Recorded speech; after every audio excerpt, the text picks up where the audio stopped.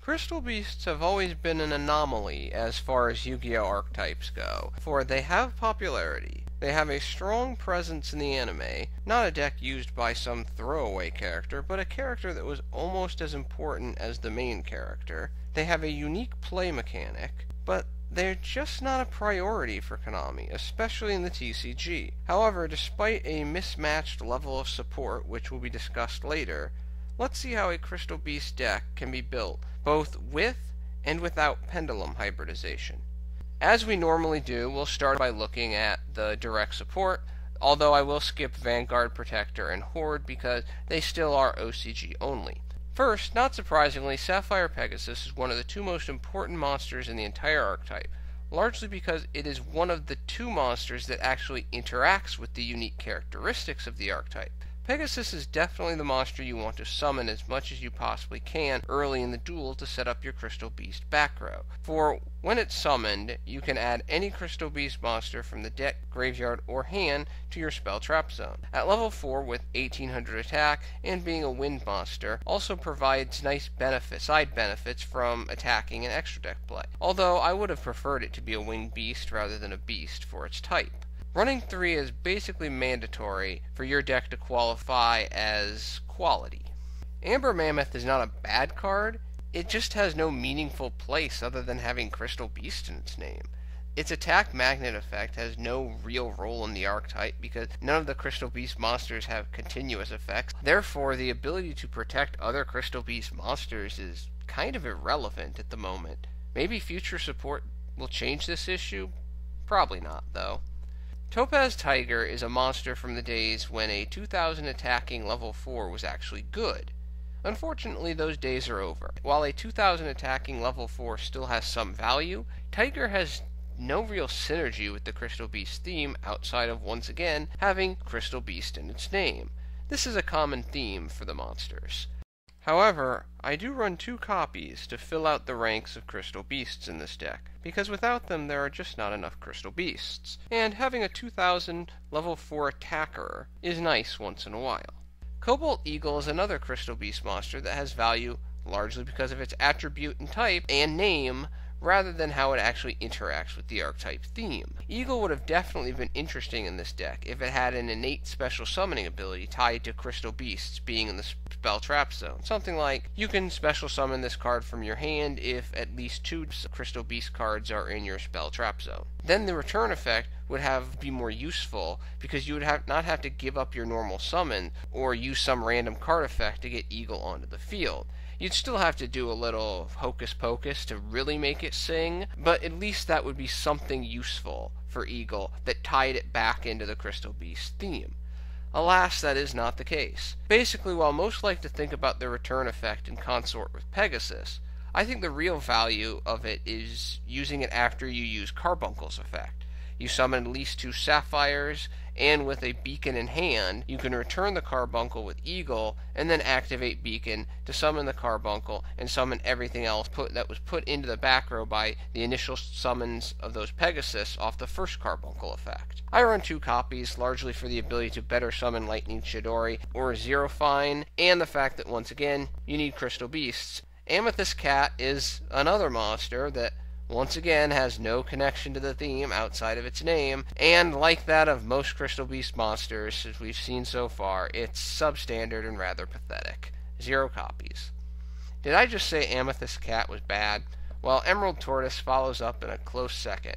Ironically, Tortoise is a better tech card for some other deck than actually being in a Crystal Beast deck, because its effect does not relate to Crystal Beast monsters at all. So many missed opportunities for creativity and theme synergy in Crystal Beasts. 0 copies. The other important monster in this deck is Ruby Carbuncle. While Pegasus and other spell trap supports set up the back row, Carbuncle is the principal trigger that starts the swarming nature of the Crystal Beast theme. When it is special summoned, you can summon all Crystal Beast monsters in your spell trap zone to the field as monsters, which will commonly result in at least 2 XZ monsters, or just a flood of 4 or 5 1400 to 1800 attack point monsters. However, while it is a no-brainer to have Pegasus at 3 copies, Carbuncle is a little trickier because it's just a horrible monster when it cannot trigger its effect. Therefore, I like running 2 Carbuncles to reduce the probability of drawing it in this pure build. Finally, the big bad of the archetype, Rainbow Dragon, is sadly not worth the effort, for raw attack power with no protection is almost worthless in the current meta, especially with the hoops that one has to jump through to get this monster on the field in the first place. The second effect would have been interesting if only Rainbow Dragon was not included in the resultant return to deck tornado. Rainbow Dragon may only become worthwhile when more Crystal Beast monsters are released, despite that release going against the lore of the deck and Rainbow Dragon in some respects. Finishing the beating of the proverbial dead horse, the biggest obvious problem with the monster lineup is that 5 of the 7 monsters do nothing relative to the unique characteristic theme of the deck with their effects, outside of possessing the generic unique characteristic itself of going from the monster zone to the spell trap zone when destroyed. This type of design heavily reduces the utility of the deck overall. Oh, what could have been for this deck if only the monsters actually had effects that interacted with this unique characteristic, similar to Pegasus and Carbuncle. Also, without the OCG support, heck, even with the OCG support, this deck is rather slow, because it does not have a clean and easy method of getting multiple Crystal Beasts into the spell and trap zone from the hand. Fortunately, the spell support does do an excellent job of picking up the slack, at least making the deck playable and competitive in the right circumstances. The trap support, not so much. Crystal Promise is definitely a high-quality spell card that fits the theme very nicely, allowing basically a free summons from the deck when combined with Pegasus, and is one of the principal means to trigger the effect of Carbuncle. However, despite the usefulness, the number of copies run is heavily dependent on the overall deck strategy, and for most players, including myself, Promise has given way to Beacon in most situations. For this deck, I only run 1 copy of Promise. The usefulness of Crystal Blessing is almost entirely dictated by the type of deck strategy. A deck built around mass summoning extra deck monsters by using cards like Instant Fusion or Tin Goldfish would obviously prefer to run more copies of this card. A deck that's focused around milling, trying to put Crystal Beasts in the graveyard like a Lightsworn hybrid, would again want more copies of Crystal Blessing. However, if you're designing your deck that focuses more on big combo plays largely involving Carbuncle, most of the time they'll end up in the spell trap zone rather than the graveyard, thus running Crystal Blessing becomes less important. While running 1 copy of Blessing can be useful, I seem to be unlucky with it, for I draw it early a lot more than probability dictates, so I don't run any copies. Rare Value is a nice draw card. It's basically a quasi +1, but its activation condition can provide some inconsistency, especially because the opponent gets to select which Crystal Beast goes to the graveyard. The value of Rare Value, would shoot up if Crystal Beasts got better monsters solely on the principle that the deck would run more Crystal Beast monsters. I do not have any room for Rare Value in this type of build. Crystal Abundance is one of the best kill cards in the game. The ability to send all of your opponent's cards to the graveyard that are affected by spell card effect, in addition to your own, and then summon a number of Crystal Beasts from the graveyard equal to the number of opponent cards sent, and should end the game unless your opponent is holding on to a Battle Fader or equivalent monster. Not surprisingly, though, the activation condition is the proverbial sticky wicket for Abundance, which with the low Crystal Beast monster count commonly results in multiple copies producing unnecessary levels of efficiency. Therefore, I run 1 copy, which isn't all that bad when we see another card I run in this deck. Crystal Beacon is a fantastic support card that works beautifully with the synergy of the deck, allowing the player to pull a Pegasus or Carbuncle from the deck to jump start a combo string. The activation condition is rather forgiving at only 2 Crystal Beasts in the spell trap zone. Running at least 2 is highly recommended. I run 2 copies because I just seem to dead draw too much when I'm running it at 3. Crystal Tree is the most controversial card of the direct support, with some people swearing by it, and some, like me, staying far, far away from it. The biggest problem with Crystal Tree is that maximizing the usefulness of its effect is difficult at the current moment. The reasons for this difficulty are it is not generally searchable, and the low quantity of Crystal Beast monsters commonly makes Tree a dead draw due to the lack of ability to immediately utilize its effect. When the new OCG support hits the TCG, if it ever does, then Tree becomes more attractive, because Vanguard can now search it out, and Horde can provide a steady stream of monsters to take advantage of its effect. However, right now, without the OCG support, 0 copies. Crystal Release is not a bad card. It is just not good enough to warrant running.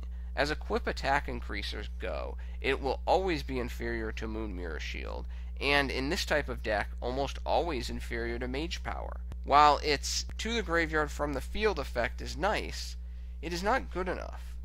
Overall, the only real reason to run Crystal Release is if one prefers to run magical hats, so Release can be used as a hat target. This deck does not run hats, so no copies of Crystal Release.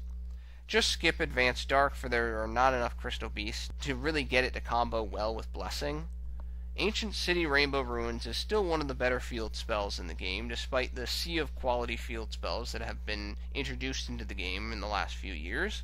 Unfortunately, Ruins does not really get good until at least 3 Crystal Beasts are in the back row. For self-protection, having life point damage is useful, but not anything that's really helpful in advancing the game state.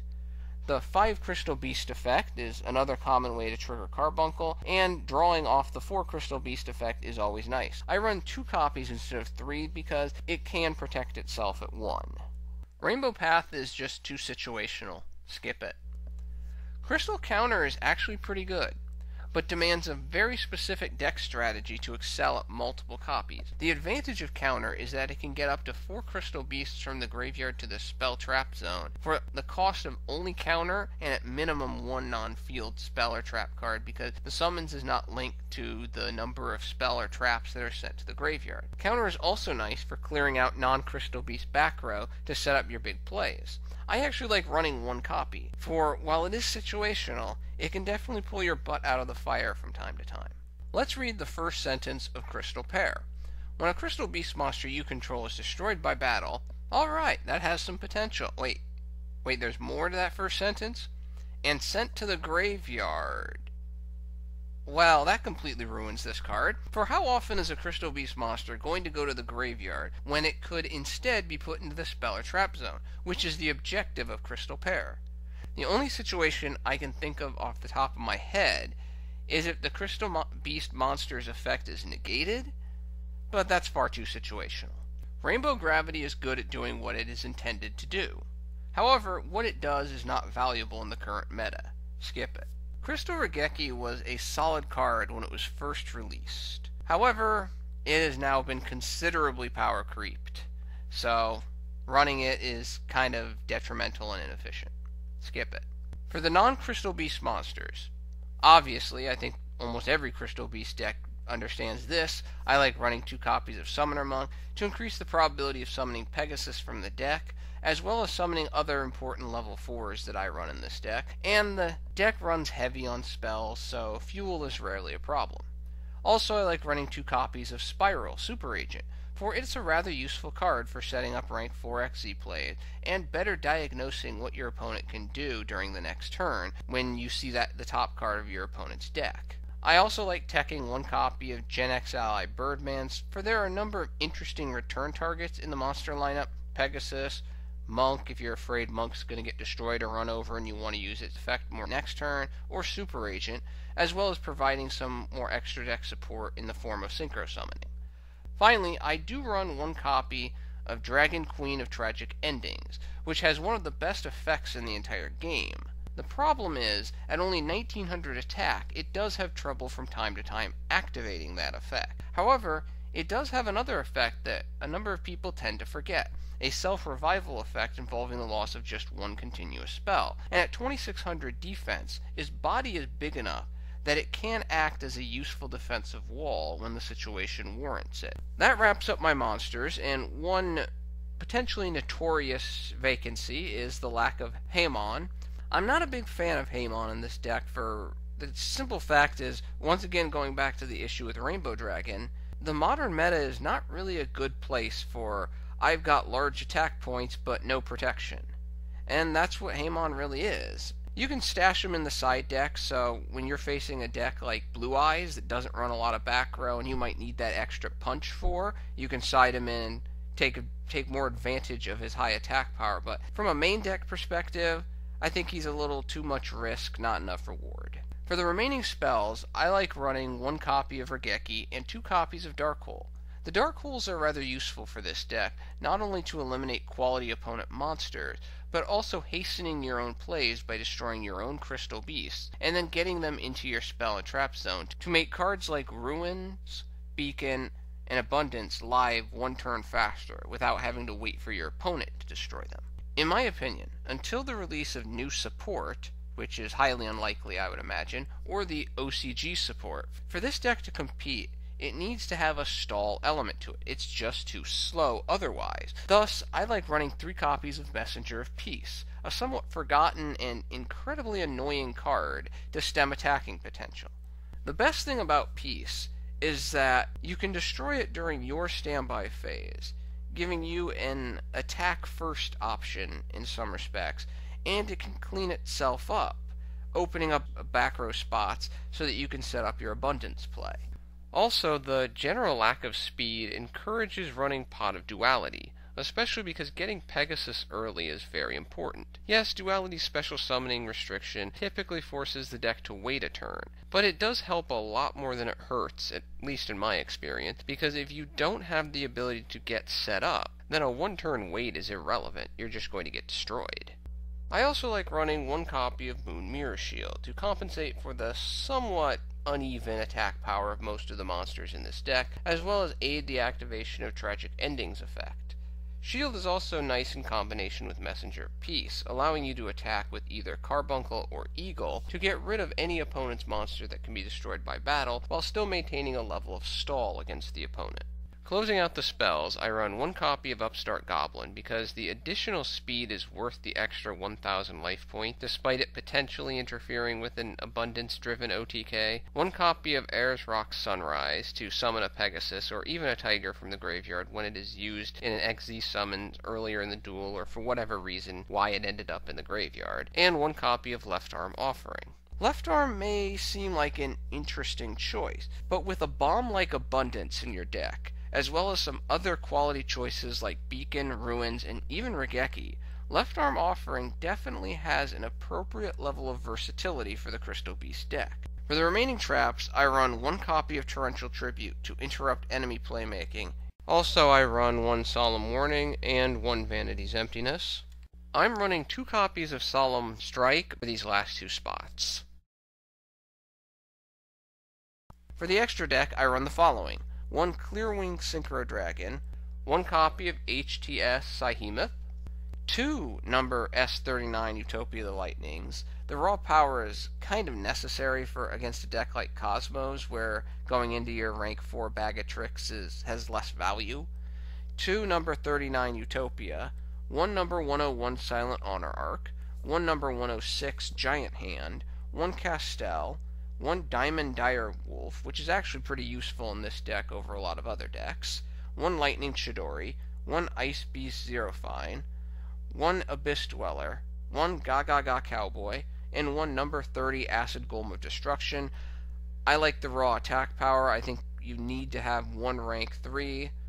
Well, that is the pure non-pendulum version of Crystal Beast, but we must also look at a pendulum version of Crystal Beast as well.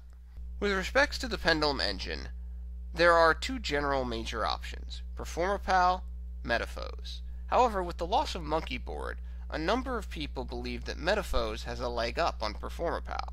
So, let's see what my Metaphose Crystal Beast hybrid looks like. For the Metaphose portion, I run 5 scale 1s and 5 scale 8s, with the 1s being 3 copies of Gold Driver and 2 copies of Silvered, and the 8s being 3 copies of Steelin and 2 copies of Volflame. In addition to the Metaphose monsters, I run 1 copy of Luster Pendulum, the Draco Slayer. The reason I run so many Pendulum monsters is the deck completely collapses if you don't draw a Metaphose monster in the opening hand, and can stall if you only get one early.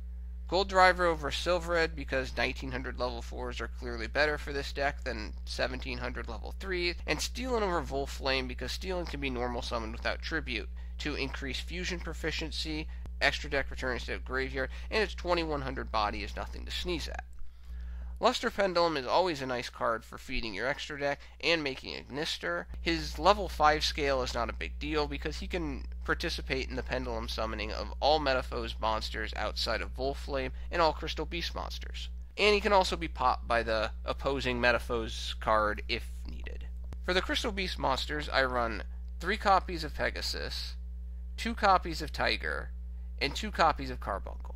The reason I choose Tiger over Eagle is that 2000 attacker standing is more valuable than the highly inconsistent Eagle effect, and Chidori summoning in this deck can be handled by Pegasus if needed, and Zero Fine's kind of a liability for this deck versus the pure Crystal Beast deck. For the non-affected monsters, I simply keep the 2 copies of Summoner Monk.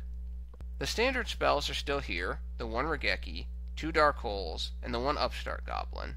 The Metaphose spells are rather simple, but just the 1 copy of Metaphose Fusion for drawing and recycling purposes. For the Crystal Beast portion, I run 2 copies of Beacon and 2 copies of Rainbow Ruins, for Beacon is still strong in this deck, especially early. I choose not to run Abundance in this build because it has a much lower probability of activation in this hybrid than it does in the pure build. The 3 copies of Messenger of Peace remain, for they offer quality stall when drawing poorly, can be dumped during your standby phase, or better yet in this deck, be popped by a Metaphose for a search when attacking is ready to commence. Running 1 copy of Blessing is a possibility, for Crystal Beasts at times will go to the graveyard as fusion material, in addition to getting popped by a Metaphose, while as a spell or trap. Thus I run 1 copy. For the remainder of the spells, 1 copy of Scapegoat for fusion material and defensive purposes, and 2 copies of Twin Twister because sometimes you just need to smash up some back row.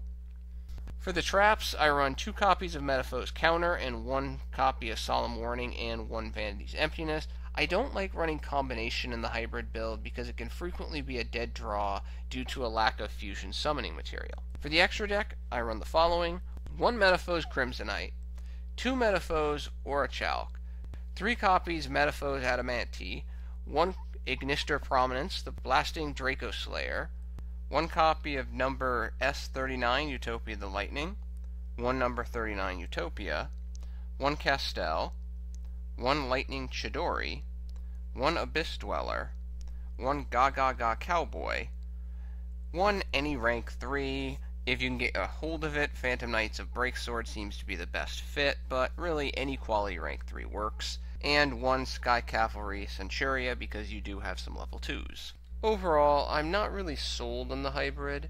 Sure, Metaphose can help Crystal Beasts, but that help is almost exclusive to the Pendulum characteristic of Metaphose, for the popping effect can be useful, providing a little extra speed for spell trap activation, similar to why I run Dark Hole. However, the deck space demanded by the Metaphose component also reduces the probability of taking advantage of that popping effect due to a lower probability of having the appropriate card in hand, despite the somewhat increased speed of continuing to recycle through Metaphose Fusion. From the Metaphose perspective, Crystal Beasts produce benefit by providing a second or double destruction opportunity of a single card to help acquire searches from the deck, as well as provide life point walls that can later be popped from the spell or trap zone. However, I really don't think Crystal Beasts provide better assistance for Metaphose relative to the pure deck, especially after Vengeance. Well, that's my pure Crystal Beast and Metaphose Crystal Beast decks. Thank you for your attention and your time. I'm out.